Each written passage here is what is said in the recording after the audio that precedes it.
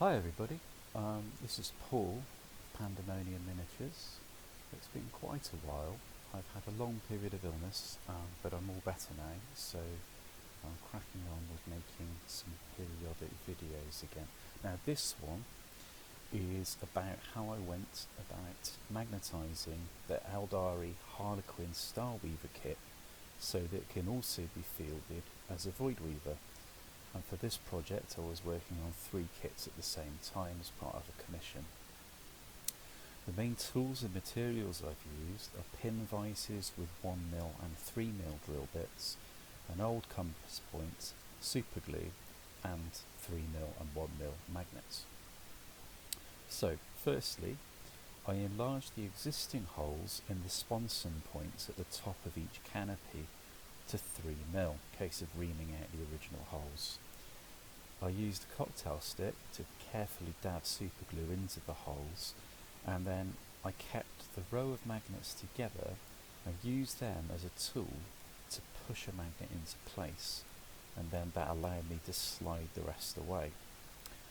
Now that small piece of wire at the end of the row of magnets is important because it helps me keep track of the polarity of the magnets.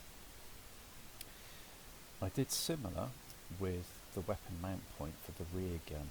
Now, I used a compass point to make a pilot hole before drilling, and I drilled a 1mm hole before the 3mm hole, just to ensure that I was accurate and I was less likely to slip and hurt myself.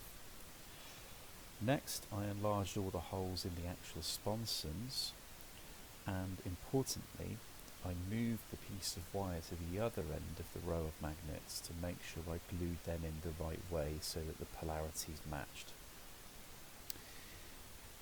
The Voidweaver has 2 options for the front weapon, so to enable me to use both, I added magnets here as well. So I popped a 3mm magnet into the sponson itself, and then I had a look at the guns.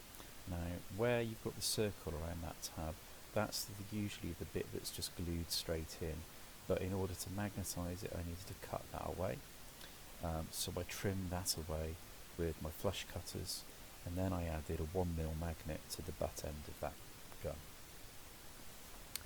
So moving on to the crews, 1mm magnets were really the best option for this, and I got some TT Combat ones from one of my local hobby shops called Excelsior in Bristol.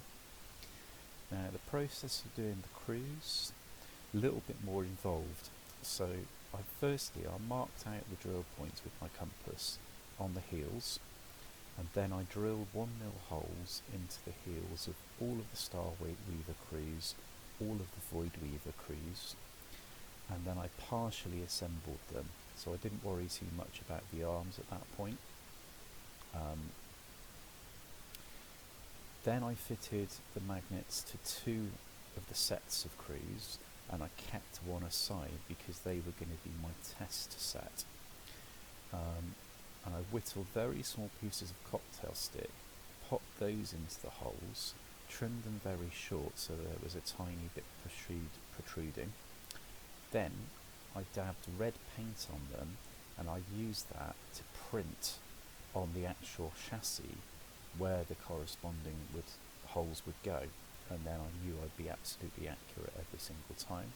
And I used that same test set of crew on all 3 vehicles. Then I could remove the sticks with pliers, stick the magnets in those remaining ones, then drill out the points where there were painted spots and add magnets, and of course remembering to move my piece of wire to the other end of the column of magnets to make sure I had the polarities properly matched up.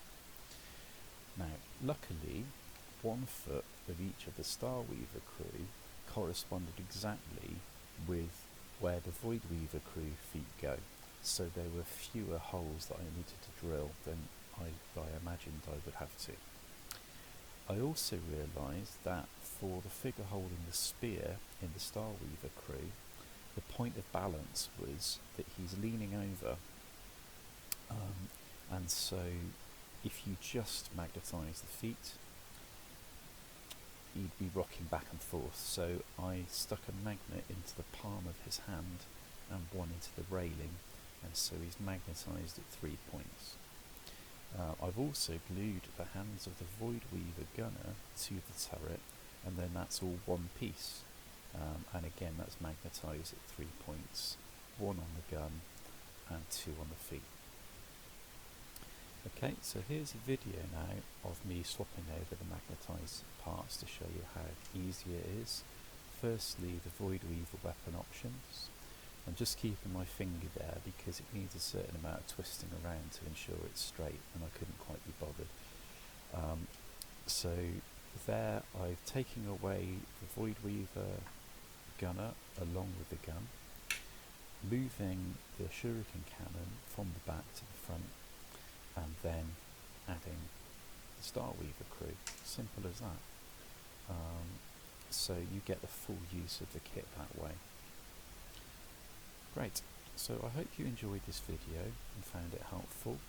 I have a couple more in the pipeline for various things, possibly a scenery one and possibly a conquest one. Alright, until then, take care and thanks very much.